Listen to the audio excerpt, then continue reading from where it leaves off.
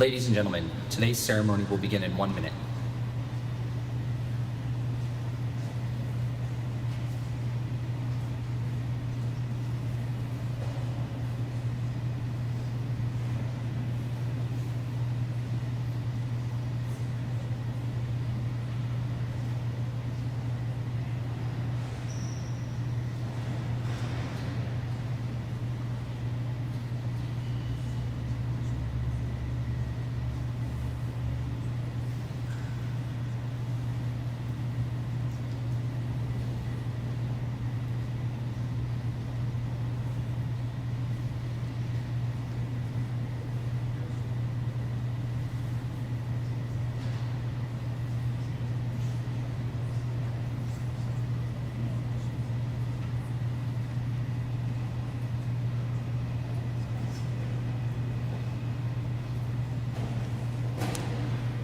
Good afternoon, ladies and gentlemen. I am Captain Nick Genovese, and I will be your narrator for Class 2309. Please rise for the entrance of the official party and remain standing for the rendering of honors, the national anthem, and the invocation.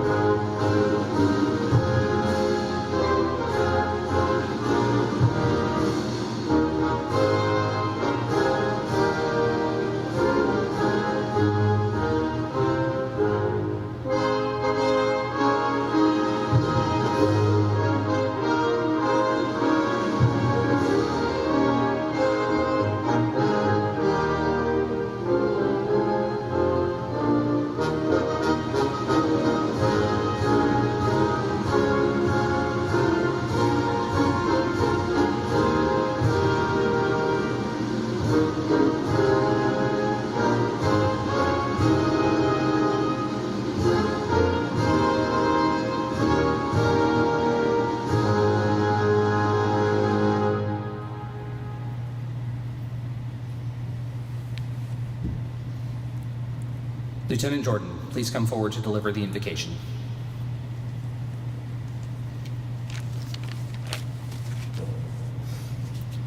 Would you all pray with me? Heavenly Father, it's a joy to be in your presence today. You're good to us, and we see that on days like today, long dreamed of and worked toward. To share days like today with family, whether through blood or through bond. Father, it's a beautiful thing. You're kind, and it's a joy to take a moment and recognize that. Lord, we thank you for the people who got these grads here, for the parents who loved and raised with little in return, unconditionally, building the work ethic and character required, for families and friends who supported tired students, listened, helped, encouraged. God, I thank you for instructors who care enough to teach a life and death task, their refusal to do so apathetically, and for their dedication to us students. For the permanent party here, Lord, I thank you for their kindness to us, doing the less fun work required to get these grads here. Would you bless the parents with your great peace, the families and friends with your joy today. Bless the instructors and permanent party with your strength and comfort to keep working well. And Father, I pray that these grads would be blessed as they moved on. Would you show yourself to them as they go through SEER, as they drive to Albuquerque, as they leave one community in search of another. Jesus, you are a healer, and this program is not void of real pain. There's been failure, frustration, strained relationships, undercut confidence. Jesus, you care about these things, and I'm asking that for these grads, these friends of mine, you'd bring your great healing. Would they taste of your eternal peace? Would they receive your comfort? Would you help them in the next phase to cultivate grace through proficiency in their craft? Would you make your unearned, unworked for grace clear to them in the meantime? So we praise you that that grace is available to us who are unworthy, and God, we look forward to the day when we're out of a job, when you restore eternal peace through Jesus alone, who died and rose to save those who believe. It's in his great name we pray. Amen.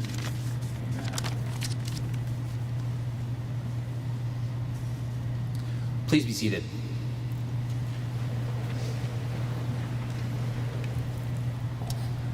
Ladies and gentlemen, I present the commander of the 23rd Flying Training Squadron, Lieutenant Colonel Daniel Coughlin.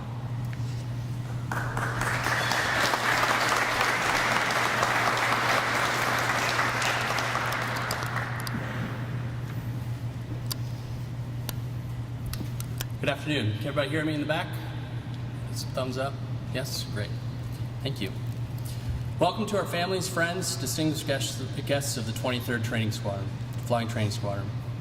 I'd first like to thank the museum for hosting this event, as well as the U.S. Army's Aviation Center of Excellence and the Garrison for making this opportunity possible for all of these students that are graduating today, as well as all the training that the 23rd does from day to day. We couldn't do our mission without them. I'd also like to recognize and thank key members of the 23rd team for their efforts in getting this class across the goal line. 23rd Operations Officer, Lieutenant Colonel Candace Tyndall. The 23rd Senior Enlisted Leader, Master Sergeant Eric McElroy, is currently out flying, trying to hack the MISH so that he can turn around and teach students. Representing our Amentum team, Mr. Brian Braden, along with other Amentum instructors that were part of this class's training. Representing the Order of Medallions, Mr. Gene Becker. Representing our M1 maintenance team, Mr. Alan Lanchetta, Mr. Marlon Brandon, Mr. Archie Godwin, and Mr. Russ Bledsoe. Also, a very special thanks to Ms. Anita Valdez, Staff Sergeant Lamas, our MTLs, the 23rd Front Office team, and the merry band of lieutenants who made all of this come together for the graduation ceremony to happen. Thank you very much.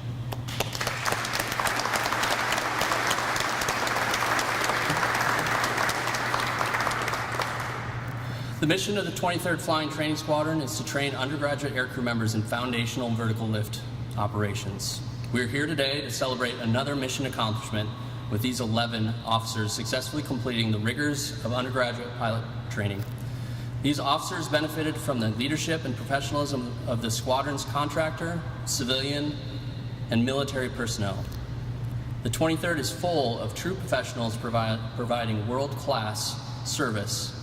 This time I'd like all of my cadre to include active duty, my civilians, and contractors to please stand up. I know this is new. I've not done this in my speech before. Sorry. This is a small piece of the efforts that go into this entire class and all classes that are here training. There we go. Thank you guys in the back. I greatly appreciate everybody's hard work and efforts over the last months for this class, especially flying through some of the hottest times, the longest hours to get this class across that goal line. I greatly appreciate it.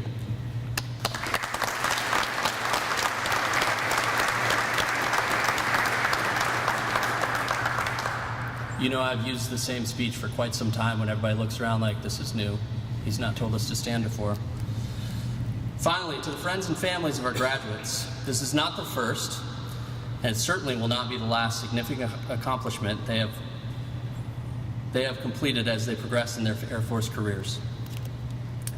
It is the strong foundation and years of your guidance and care that have got them here today.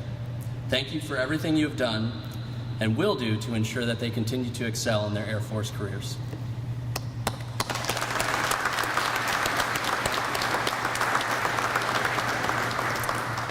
The graduation speaker today is Colonel Shane Devlin, the commander of the 908th Operations Group, Maxwell Air Force Base, Montgomery, Alabama.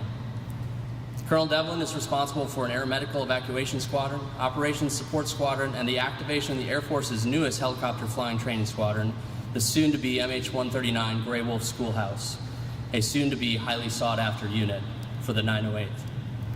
Colonel Devlin entered the Air Force, he said 1990, I think it was 1989.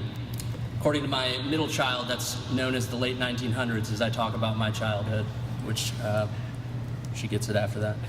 After completing basic military training at Lackland Air Force Base, San Antonio, so joining the Air Force as an enlist member. He later commissioned into the Army with the Louisiana Army National Guard in 1998, followed by his best career decision, pursuing helicopter training at what is now Fort Novosel, Alabama, as part of the Army. He is a command pilot with more than 3,500 flight hours in the C-130J, T-1 Alpha, T-6 Alpha, OH-58, UH-60, and now about an hour and a half in the TH-1. He has served a decorated career both as an aviator and a leader. One thing that I talked to the students this morning for, finding out that Colonel Devlin's career is sitting at 34 years, and I know the families have already heard this, but he joined the Air Force, good move, enlisted, wrong community. He then joined the Army, bad move, but went helicopters, good move, right? Then he came back to the Air Force in C-130s, good move service, wrong platform. And now after 34 years, he's getting back into standing up the 139 schoolhouse in the Air Force in vertical lift. So our students have a 34-year head start on what it is to get into helicopter operations. Sir, thank you for being here today to share your wisdom and experience. Ladies and gentlemen, Colonel Shane Devlin.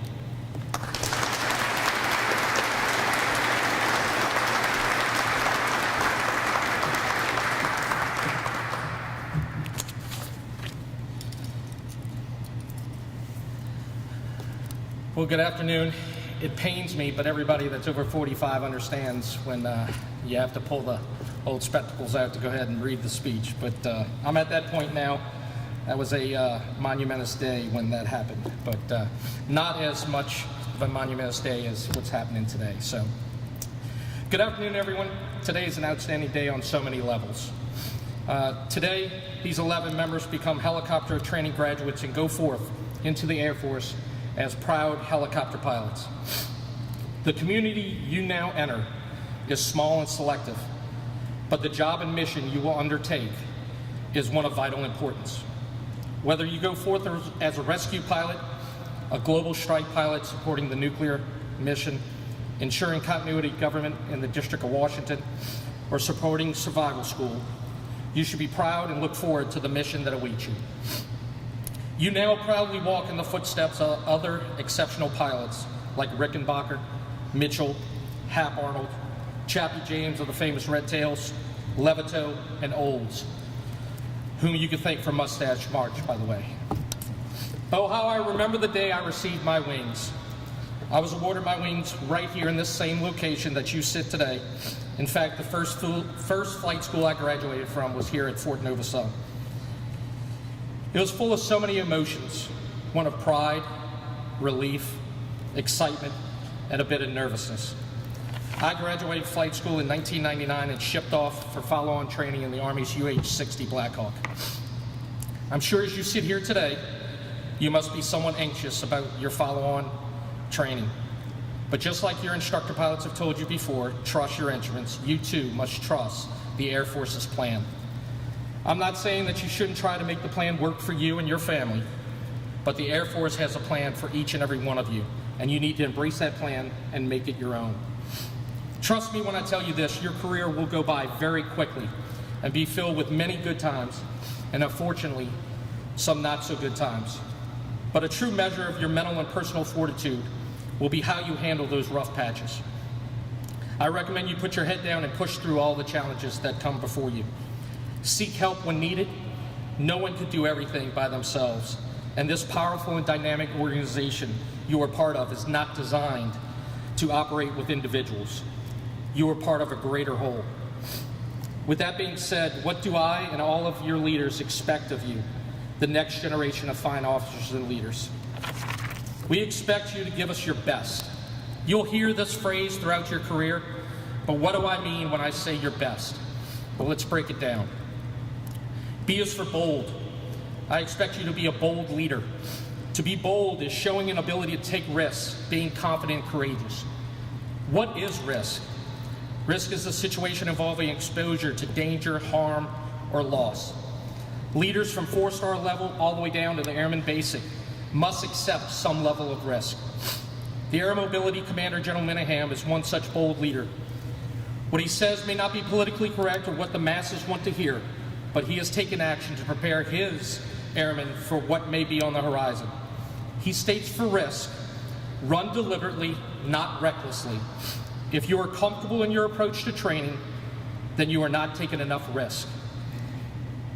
As future leaders, you too will have to figure out what is the right amount of risk to assume. Make educated, risk-based decisions, and you will be confident in the amount of risk you can accept. But be courageous.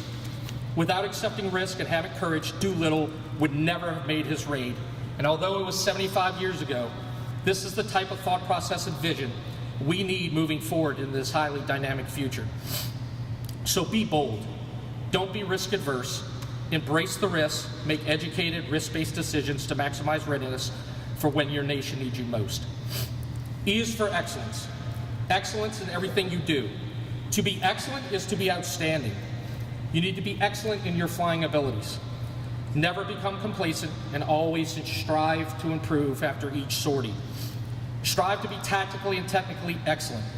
Strive to be that IP or EP moving forward and set that as a goal and don't stop till you achieve it.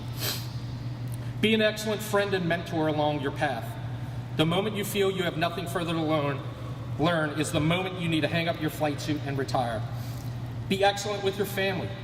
It will be easy to get so wrapped up in the mission that you feel like you cannot go to the recital, the family function, or school play. But I tell you now, don't miss those opportunities. For most of them, only coming around once. If the home front is not on sound footing, you are not on sound footing either. Be excellent in your faith. No matter what religious belief, denomination, or method you express your faith, find that higher calling. Find that spot in your soul that can provide comfort and guide you to live out the core values we expect from our leaders.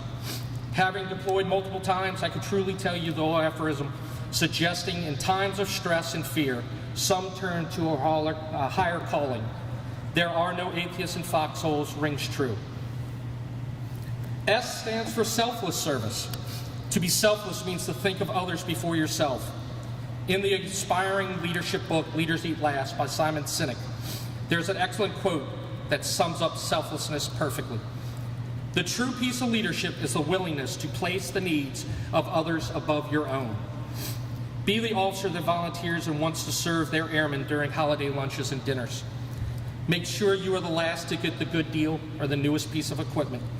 Don't be the person always on the outstanding TDYs at the detriment of others. One thing is for certain, smiles are free and contagious. Share one and help your fellow airmen. For there will be a time when you need someone to lean on as well. It is amazing what your airmen will do for you when they see you put others' needs before your own. Be the leader who raises his hand to volunteer to fly extra missions over the weekend without being tasked.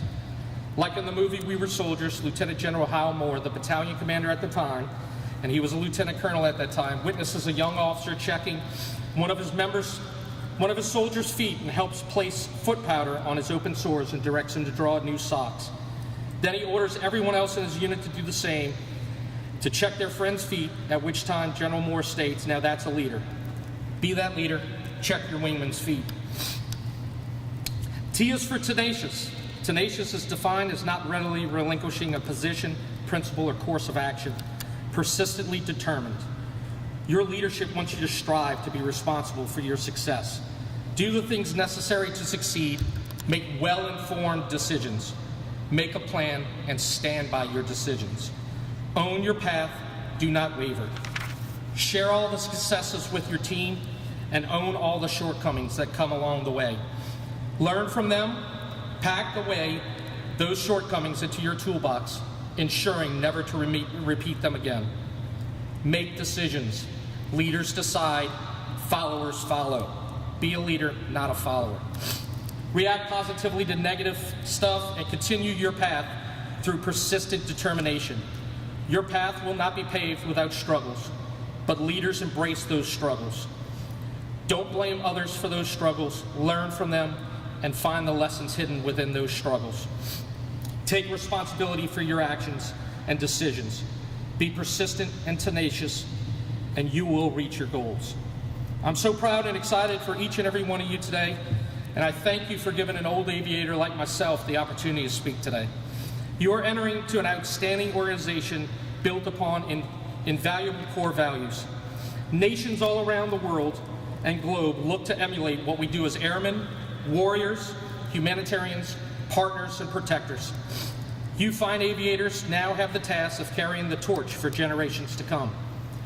When I am long retired, I will be able to look back and be proud of what I did before you because of the outstanding things that you will do now and well into the future. So indulge me and make sure to give me your best. Thank you.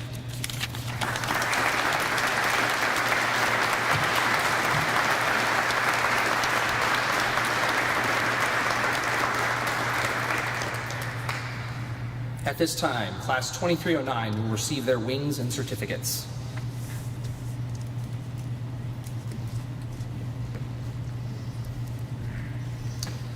First Lieutenant Christian Abensay was born in Honolulu, Hawaii, and raised in San Antonio, Texas. He graduated from Texas A&M University in 2020 with a Bachelor's of Science in Technology Management. Prior to HTN, he worked at USAA Real Estate Company as a project manager that served at Laughlin Air Force Base with the 47th Student Squadron. First Lieutenant Abensay will fly the UH-1 November at Minot Air Force Base, North Dakota with the 54th Helicopter Squadron.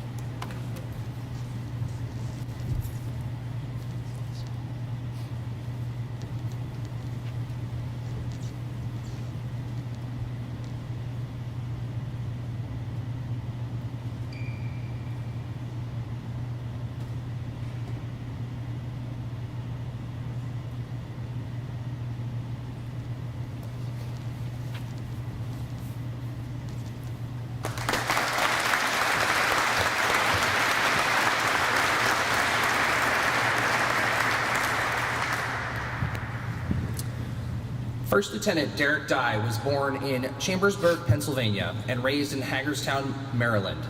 He enlisted in the Air Force in 2014 and then gained his commission through the Leaders Encourage Airman Development Program, graduating from the United States Air Force Academy in 2021 with a Bachelor's of Science in Philosophy. Prior to HTN, he served at Hill Air Force Base with the 368th Recruiting Squadron, recruiting for the United States Air Force Academy, ROTC, and active duty. First Lieutenant Dye will fly the UH-1 November at Fairchild Air Force Base, Washington with the 36th Rescue Squadron.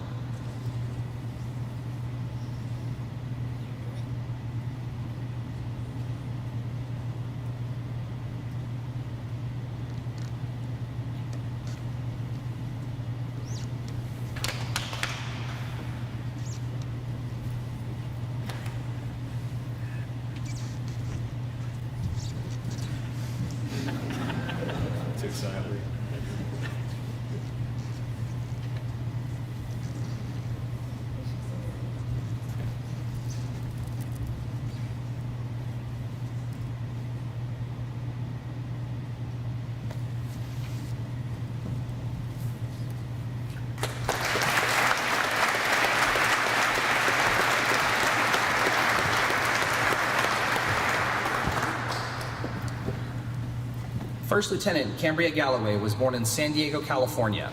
She graduated from the United States Air Force Academy in 2021 with a Bachelor's of Science in Political Science. Prior to HTN, she served with the 549th Combat Training Squadron at Nellis Air Force Base. First Lieutenant Galloway will fly the UH-1 November at F.E. Warren Air Force Base, Wyoming, with the 37th Helicopter Squadron.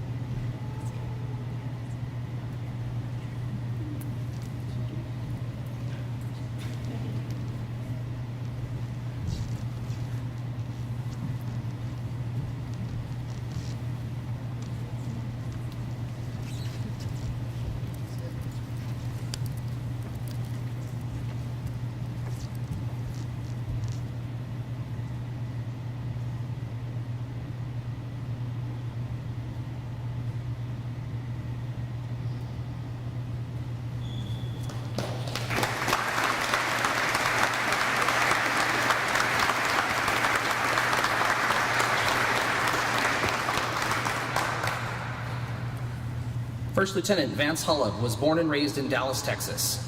He graduated from the United States Air Force Academy in 2021 with a Bachelor's of Science in Political Science. Prior to HTN, he served at the U.S. Air Force Academy as the Executive Officer for Cadet Group 3. First Lieutenant H will fly the UH-1 November at Joint Base Andrews, Maryland with the 1st Helicopter Squadron.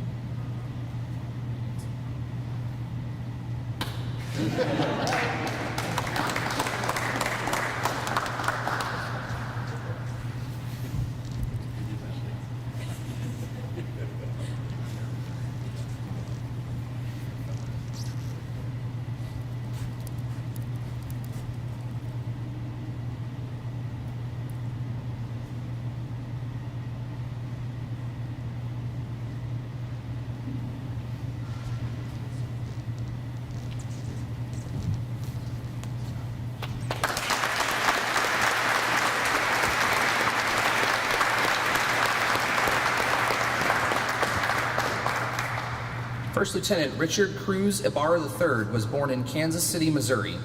He graduated from the United States Air Force Academy in 2021 with a Bachelor's of Science in Meteorology. Prior to HTN, he served with the Airmen and Guardians of Space Base Delta I, Peterson Space Force Base, Colorado. First Lieutenant Ibarra will be flying the UH-1 November at F.E. Warren Air Force Base, Wyoming with the 37th Helicopter Squadron.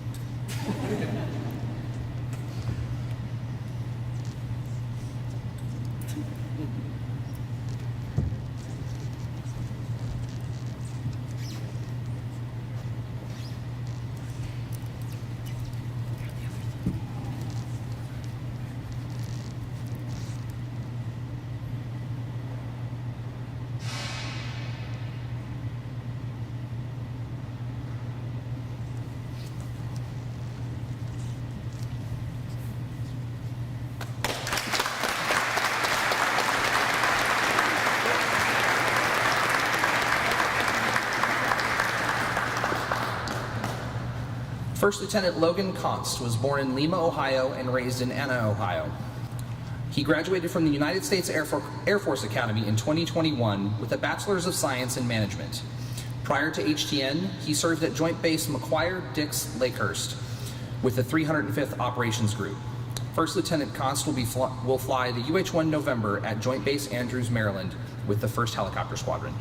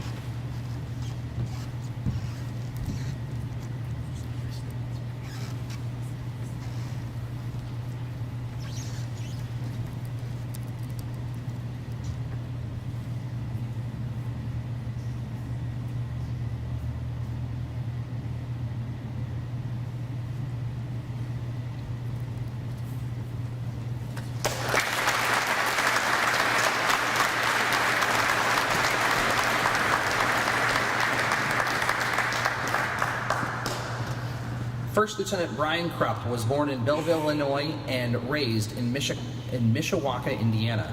He graduated from the United States Air Force Academy in 2021 with a Bachelor's of Science in Biology. Prior to HTN, he was stationed at Hurlburt Field, Florida, working with the 34th Special Operations Squadron, the 8th Special Operations Squadron, under the 1st Special Operations Group. First Lieutenant Krupp will fly the HH-60 Whiskey at Kirtland Air Force Base, New Mexico, with the 58th Flying Training Squadron.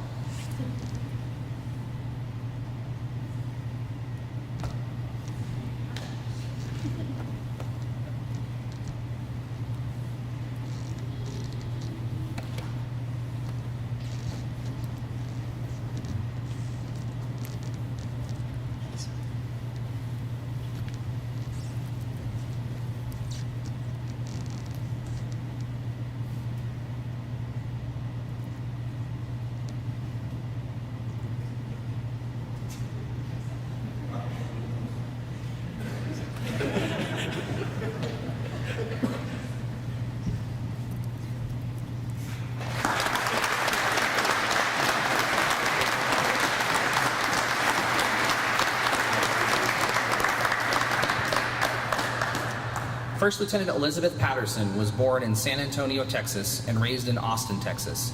She graduated from the United States Air Force Academy in 2021 with a Bachelor's of Science in Chemistry and a minor in French. Prior to HTN, she served at the 91st Air Refueling Squadron out of MacDill Air Force Base in Tampa, Florida. First Lieutenant Patterson will fly the UH-1 November at Malmstrom Air Force Base, Montana, with the 40th Helicopter Squadron.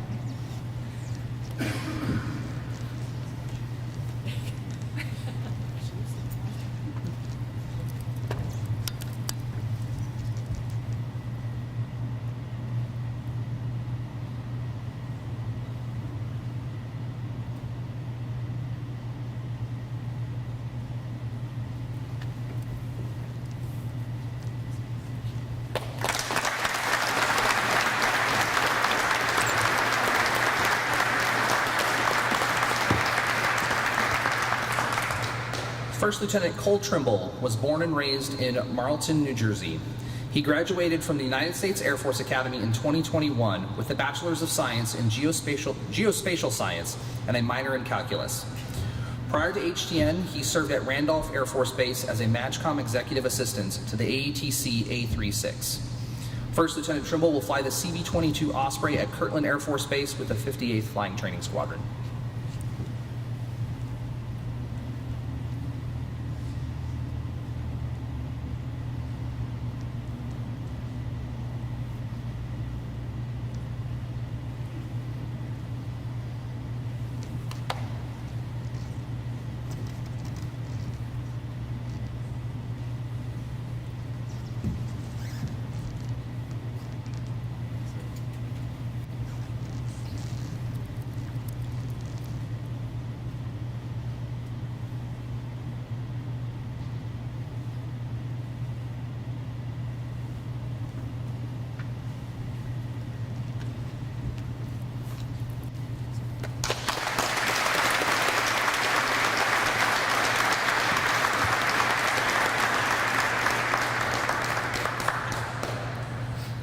Second Lieutenant Caleb Bagley was born and raised in Van Wert, Ohio. He graduated from Ohio State University in 2021 with a Bachelor's of Science in Atmospheric Sciences. Second Lieutenant Bagley will fly the UH-1 November at Joint Base Andrews, Maryland with the 1st Helicopter Squadron.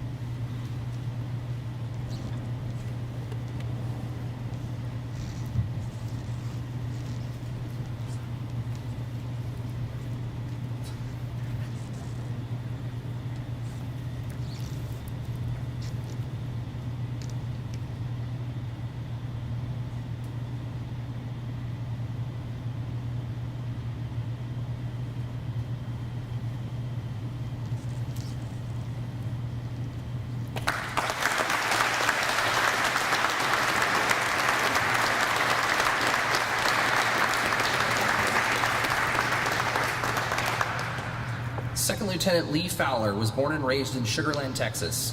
He graduated from Texas A&M University in 2013 with a Bachelor's of Science in Mechanical Engineering, and from Georgia Institute of Technology in 2015 with a Master's of Science in Mechanical Engineering. In 2016, he joined the Sidewinder Missile Flight Test and Integration Team at Raytheon, and in 2021 joined the Air National Guard Air Force Reserve Command Test Center, supporting flight test operations for the Block 30 F-16. Second Lieutenant Fowler will fly the HH-60 Gulf at Davis-Monthan Air Force Base, Arizona, with the 305th Rescue Squadron.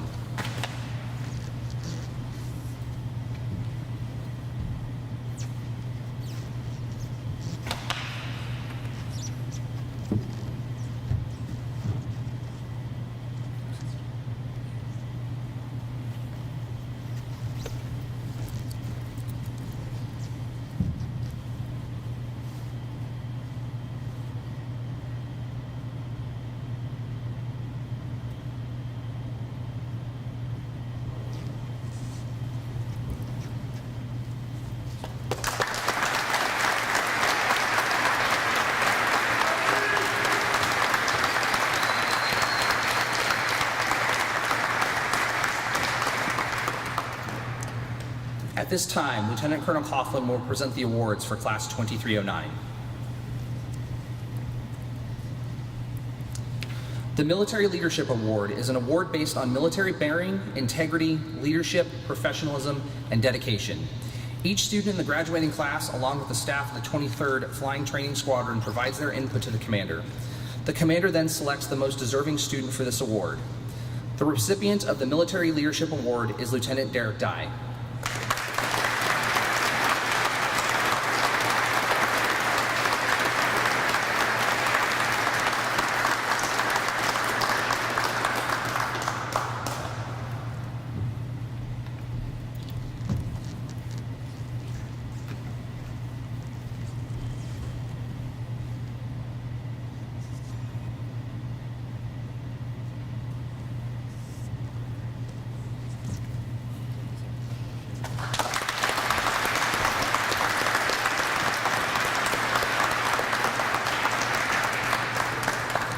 The Academic Award is presented to the individual who best exemplifies the highest standards of excellence through self-study, testing, and academic evaluation.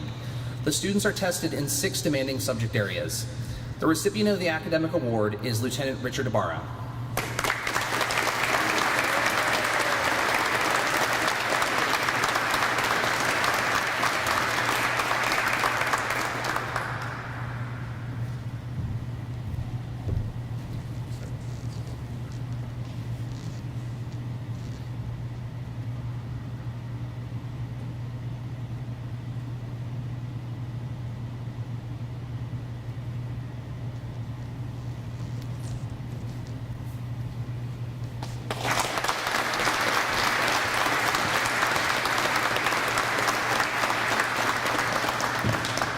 The Flying Training Award is presented to the graduating student with the highest flying grade point average throughout helicopter flight training. The recipient of the Flying Training Award is Lieutenant Richard Ibarra.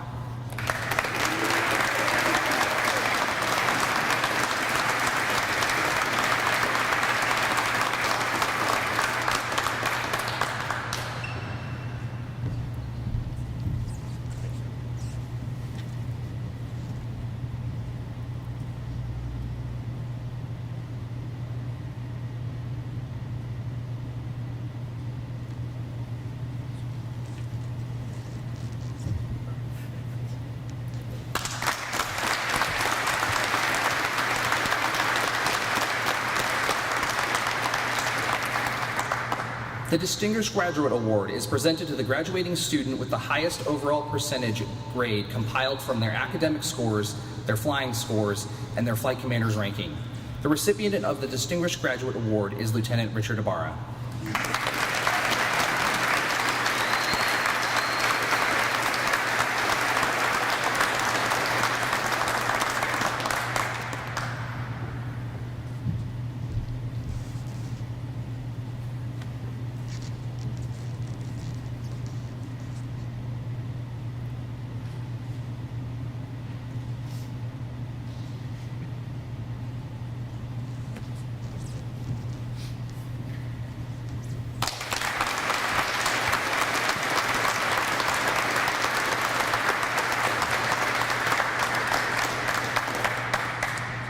At this time, Dedallion's Silver Wings Flight Representative, Mr. Gene Becker, will come forward to present the Order of Dedallion's AETC Commander's Trophy. This award is given to a graduating student who clearly demonstrated superior airmanship and those several qualities unique to Dedallions. The recipient of the Order of Dedallion's AETC Commander's Trophy Award is Lieutenant Richard Ibarra.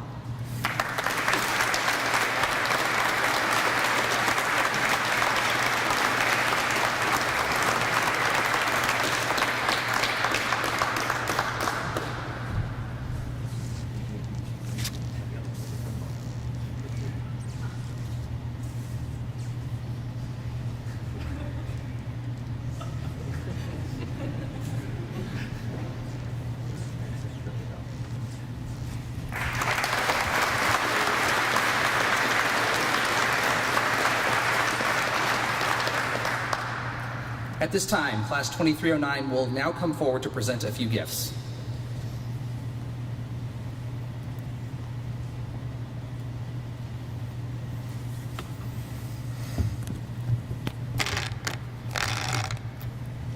On behalf of the class of 2309, I would like to present this flight helmet to our graduation speaker, Colonel Devlin. It has our class patch engraved on it, as well as the class patch of the 23rd Flying Training Squadron, as a token of our appreciation for coming out and supporting our class.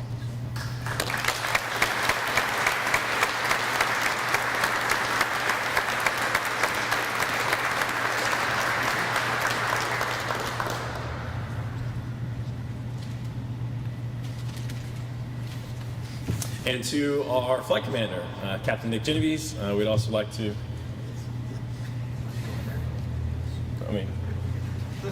you can take a picture this way, but I would block it. I would like to thank you for all the countless hours you put into our class. I know the past couple weeks have been stressful for a lot of us, reaching deadlines and making SEER dates and other things that other issues we run into. So we just want to thank you for putting your constant support into our class and never shying away when I would poke my head in with that certain smile, meaning help.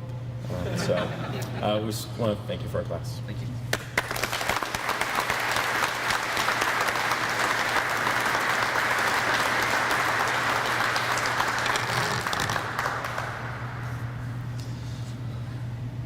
Ladies and gentlemen,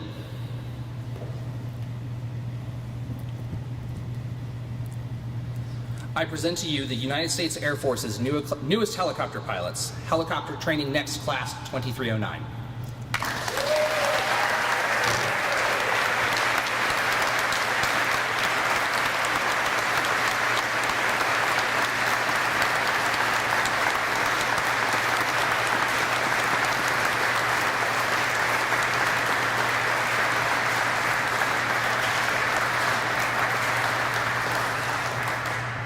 Please remain standing for the Air Force song and the departure of the official party.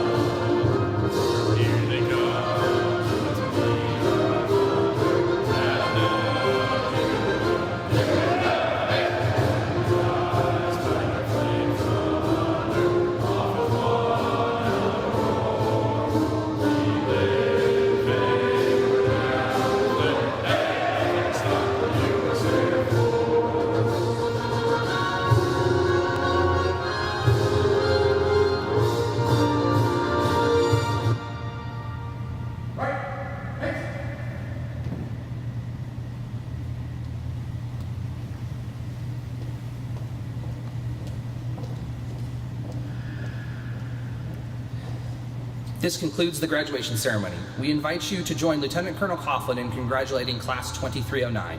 Thank you for joining us today.